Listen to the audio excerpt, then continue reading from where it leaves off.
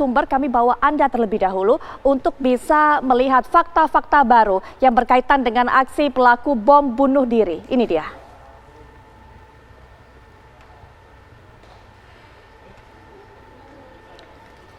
Oh, tadi katanya...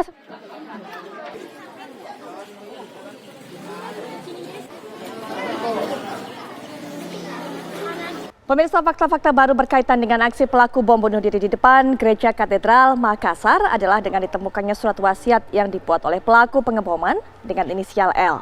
Surat wasiat ini dibuat oleh L untuk orang tuanya yang berisi bahwa dirinya berpamitan dan siap mati syahid. Ini adalah fakta yang diungkapkan oleh Kapolri Jenderal Listio Sigit Prabowo ketika mengungkap siapa pelaku pengeboman Gereja Katedral Makassar. Sebelumnya diberitakan pelaku bom bunuh diri di Makassar adalah pasangan suami istri berinisial L dan YSF. Keduanya tewas di lokasi kejadian. Kapolri juga mengungkapkan bahwa kedua tersangka ini menikah 6 bulan lalu dan keduanya dinikahkan oleh tersangka teroris yang bernama Risaldi dan telah ditangkap oleh aparat. Kedua pelaku ini merupakan anggota kelompok CAD dan setelah aksi pengeboman ini, polisi telah mengamankan sejumlah teroris di sejumlah wilayah.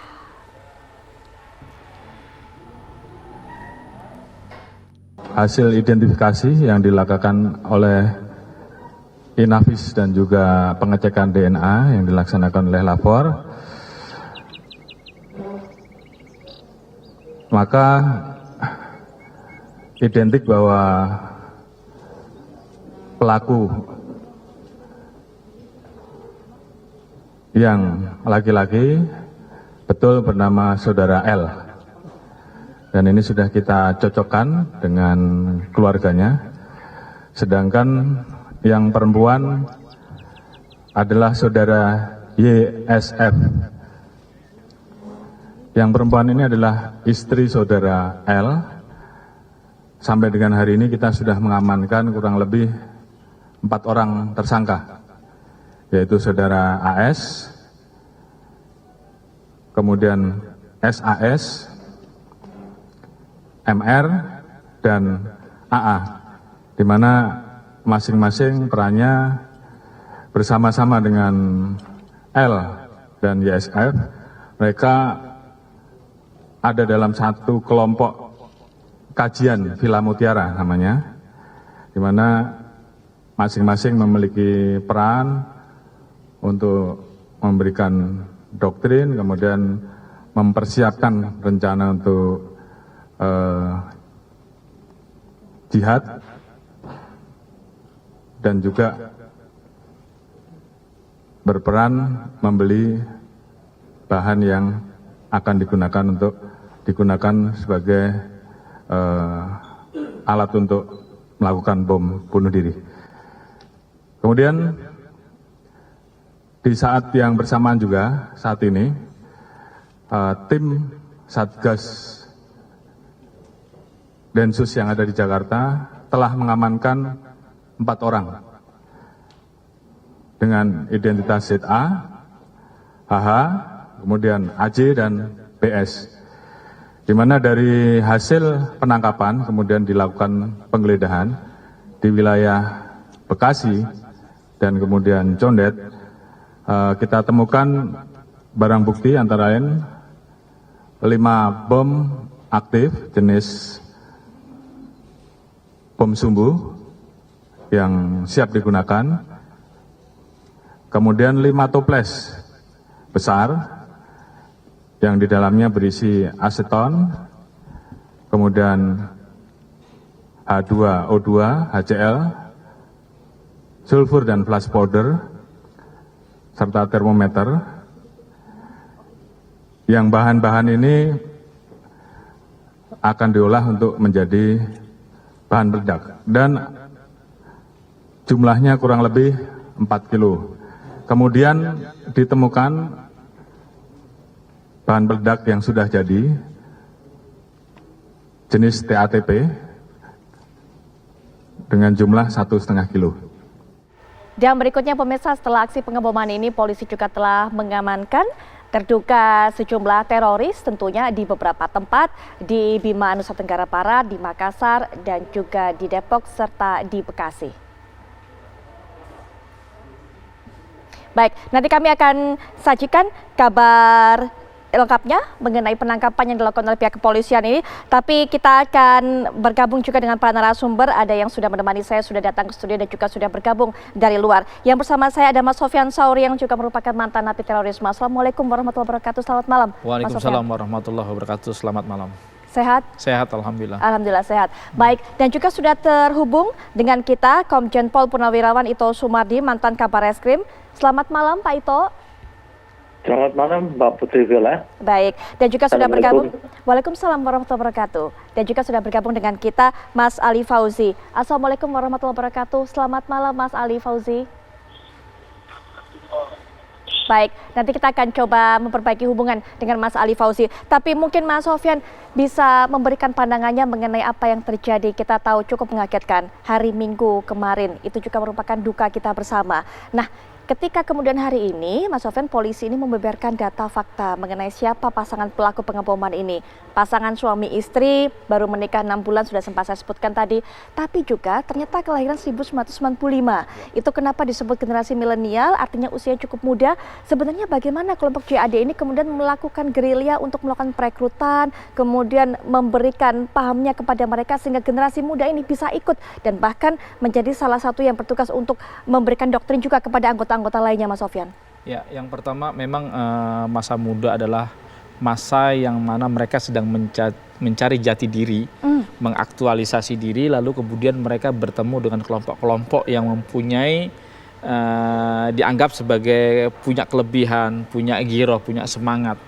Lalu mereka memang akhirnya terkena brainwashing, terkena doktrinisasi, akhirnya mereka menjadi pengikut fanatik daripada kelompok-kelompok ini. Dan salah satu yang fenomena bagi kelompok jaringan teroris di Makassar itu adalah mereka selalu bermain secara berpasangan.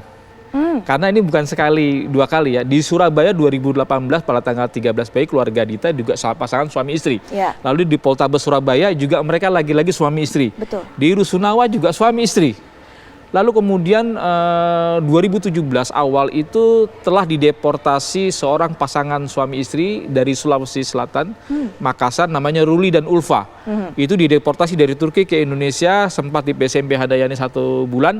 Lalu karena sudah berkelakuan baik, dia dikirim lagi ke Makassar, dipulangkan, tapi tiba-tiba 2019 mereka ternyata menjadi pelaku bom bunuh diri di sebuah gereja di Jolo, Filipina. Itu juga seorang suami istri.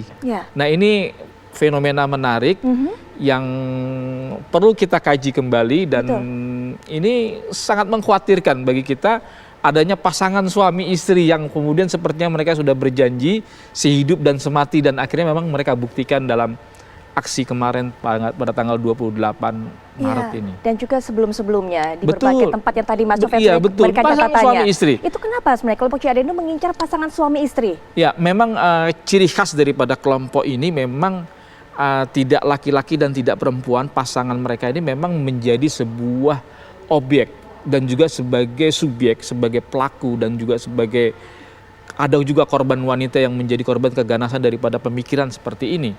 Dan ini memang menjadi ciri khas mereka, bahwa mereka memang menjadikan wanita-wanita juga sebagai objek ya, sebagai subjek juga untuk melakukan aksi-aksi terorisme. Dan itu memang dalam sejarah Islam sejak dulu kaum wanita ini memang begitu militan begitu.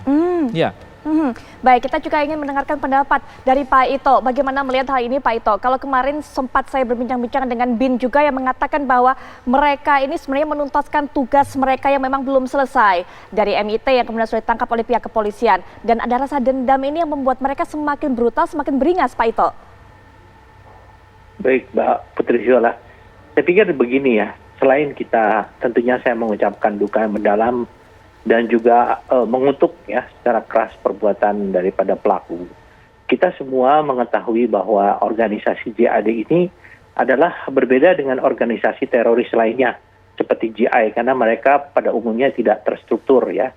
Kemudian juga karena namanya Jamaah Ansarut Daulah atau pendukung Daulah yaitu ISIS. Ya, organisasi ISIS yang tentunya mereka mempunyai militansi dan keyakinan sendiri daripada organisasi induknya.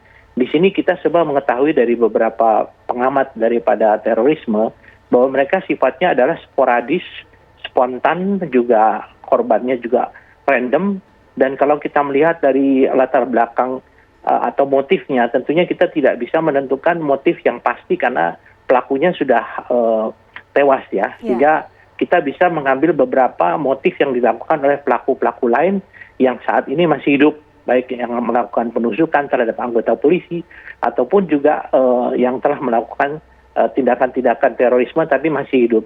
Kemudian tentunya kita melakukan pengkajian dari modus operandi. Tadi disampaikan oleh rekan kita yang ada di studio bahwa beliau punya pengalaman ya. Tentunya kalau kita melihat mengapa ini bisa terjadi, ini tentunya ada latar belakang, bukan hanya balas dendam saja. Tapi kita semua tahu bahwa mereka ini kan kelompok yang masuk ke dalam kelompok Wahabi takfiri ya, di mana mereka itu membenci umat agama lain ya, sehingga mereka melakukan sasarannya adalah terhadap kelompok umat agama yang lain, selain daripada mungkin mereka juga menetapkan bahwa anggota polisi ini sebagai toghut ya, atau kelompok yang dikatakan anak setan yang halal untuk dibunuh.